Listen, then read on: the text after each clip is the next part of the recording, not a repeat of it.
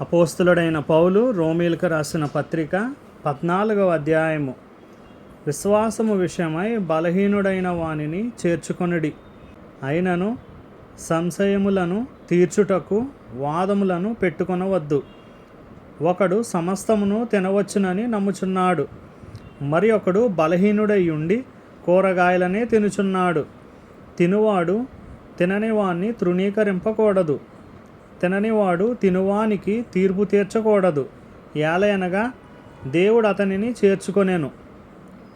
పరుని సేవకునికి తీర్పు తీర్చుటకు నీవెవడవు?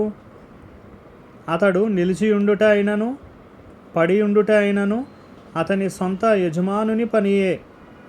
అతడు నిలుచును, ప్రభువు అతనిని నిలువబెట్టుటకు శక్తిగలవాడు.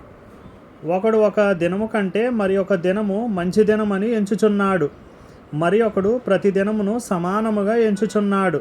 ప్రతివాడు తన మట్టుకు తానే తన మనస్సులో రూఢీపరుచుకొనవలెను. దినమును లక్ష్యపెట్టువాడు ప్రభువు కోసమే లక్ష్యపెట్టుచున్నాడు. తినువాడు దేవునికి కృతజ్ఞతాస్తుతులు చెల్లించుచున్నాడు గనుక ప్రభువు కోసమే తినుచున్నాడు. తిననివాడు ప్రభువు కోసము తినుటమాని దేవునికి కృతజ్ఞతాస్తుతులు చెల్లించుచున్నాడు. మనలో ఎవడునో తన కోసమే బ్రతుకడు, ఎవడునో తన కోసమే చనిపోడు. మనము బ్రతికినను ప్రభువు కోసమే బ్రతుకుచున్నాము, చనిపోయినను ప్రభువు కోసమే చనిపోవుచున్నాము. కాబట్టి మనము బ్రతికినను చనిపోయినను ప్రభు వారమై ఉన్నాము. తాను మృతులకును సజీవులకును ప్రభువై ఉండుటకు ఇందు నిమిత్తమే కదా క్రీస్తు చనిపోయి మరలా బ్రతికెను.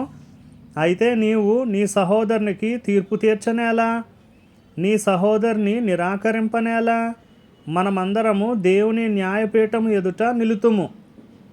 నా తోడు ప్రతి మోకాలును నా ఎదుట వంగును, ప్రతి నాలుకయు దేవుని స్తుతించును అని ప్రభువు చెప్పుచున్నాడు అని వ్రాయబడి ఉన్నది. గనుక మనలో ప్రతి వాడును తన్ను గురించి దేవునికి లెక్క యొప్పగింపవలెను. కాగా మనమిక మీదట ఒకనికొకడు తీర్పు తీర్చకుందుము. ఇదియుగాక సహోదరునికి అడ్డమైనను ఆటంకమైనను కలుగజేయకుందుమని మీరు నిశ్చయించుకొనుడి.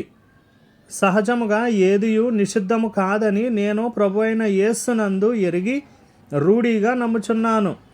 అయితే ఏదైనను నిషిద్ధమని ఎంచుకొను వానికి అది నిషిద్ధమే.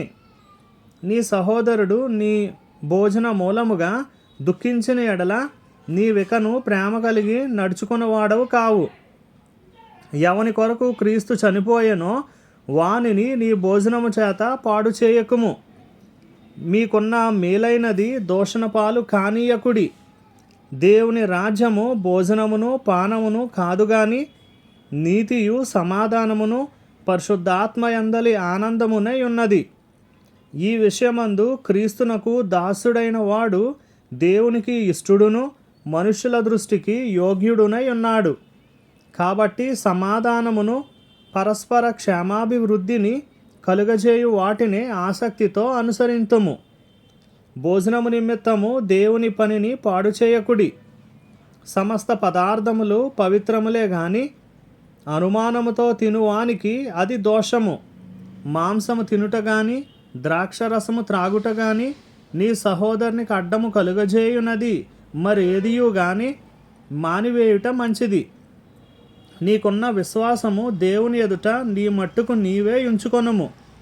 తాను సమ్మతించిన విషయములో తనకు తానే తీర్పు తీర్చుకొననివాడు ధన్యుడు. అనుమానించువాడు తినిన ఎడల విశ్వాసము లేకుండా తినును గనుక దోషి అని తీర్పు నొందును. విశ్వాస మూలము కానిది ఏదో అది పాపము.